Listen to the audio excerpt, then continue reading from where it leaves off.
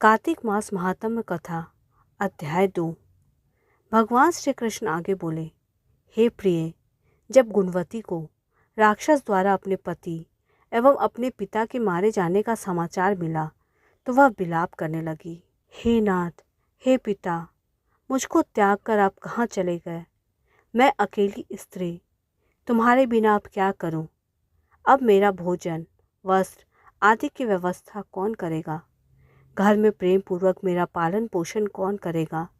मैं कुछ भी नहीं कर सकती। मुझ विधवा की कौन रक्षा करेगा?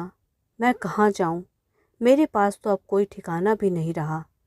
इस प्रकार विलाप करते हुए गुणवती चक्कर खाकर धरती पर गिर पड़ी और बेहोश हो गई। कुछ देर बाद जब उसे होश आया तो वो पहले की ही भांति करुण विलाप करते हुए शोक सागर में डूब गई। कुछ समय के पश्चात जब वह संभली तो उसे ध्यान आया कि पिता और पति की मृत्यु के बाद मुझे उनकी काम क्रिया करनी चाहिए जिससे उनकी गति हो सके। इसलिए उसने अपने घर का सारा सामान बेच दिया और उससे प्राप्त धन से उसने अपने पिता एवं पति का श्राद्ध आदि कर्म किया। तत्पश्चात वह उसी नगर में रहते हुए आठों पहर भगवान श्री हरि विष्णु की भक्ति में लगी रही। उसने मृत्योपरांत तक नियम पूर्वक सभी एकादशियों का व्रत और कार्तिक महीने में उपवास व व्रत किए। हे प्रिय, एकादशी और कार्तिक व्रत मुझे बेहद प्रिय है।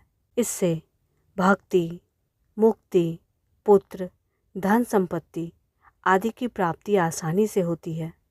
कार्तिक मास में जब तुला राशि पर सूर्य आता है तब ब्रह्म मुहूर्त में उठकर स्नान आदि करने व व्रत और उपवास करने वाले मनुष्य मुझे बेहद प्रिय हैं, क्योंकि यदि उन्होंने पाप भी किए हों तो भी स्नान और व्रत के प्रभाव से उन्हें मोक्ष की प्राप्ति हो जाती है। कार्तिक में स्नान, जागरण, दीपदान तथा तुलसी के पौधे की रक्षा करने वाले मनुष्य साक्षात भगवान विष्णु के समान हैं। कार्तिक मास में मंदिर में झाड़ू लगाने वाले, स्वास्तिक बनाने वाले तथा भगवान विष्णु की पूजा करने वाले मनुष्य जन्म मरण के चक्र से छुटकारा पा जाते हैं। यह सुनकर गुणवती भी प्रतिवर्ष श्रद्धापूर्वक कार्तिक का व्रत और भगवान विष्णु की पूजा करने लगी। हे प्रिय, एक बार उसे ज्वर हो गया और वो बहुत ही कमज़ोर हो गई। फिर भी वह किसी प्रकार गंगा स्नान करने को चली गई। गंगा तक तो वह पहुंच गई, परंतु शीत के कारण वह बुरी तरह से कांप रही थी। इस कारण वह शिथिल हो गई। तब भगवान विष्णु के दूत उसे मेरे धाम ले आए।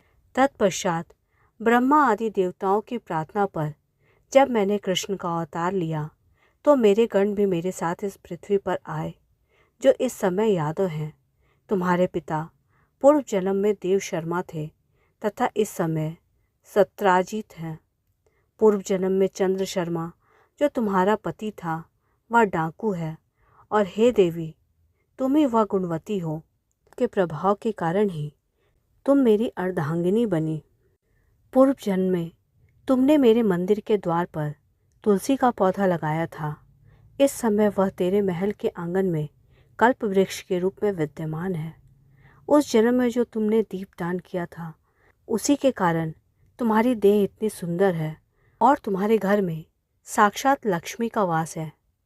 चूँकि तुमने पूर्व जन्म में अपने सभी व्रतों का फल पति स्वरूप विष्णु को अर्पित किया था, उसी के प्रभाव से इस जन्म में तुम मेरी पत्नी हुई। पूर्व जन्म में जो तुमने नियम पूर्वक कार्तिक मास का व्रत किया था उसी के कारण मेरा और तुम्हारा कभी वियोग नहीं होगा। इस प्रकार हे प्रिय, कार्तिक मास में व्रत आदि करने वाले मनुष्य मुझे तुम्हारे समान ही प्रिय हैं। दूसरे तप, जप, यज्ञ, दान आदि करने से प्राप्त फल कार्तिक मास में किए गए व्रत के फल से बहुत थोड़े होते हैं, अर्थात कार्तिक मास के व्रतों का 16वां भाग भी नहीं होता। इस प्रकार सत्यभामा भगवान श्री कृष्ण के मुख से पूर्व जन्म के पुण्य का प्रभाव सुनकर बेहद प्रसन्न हुई।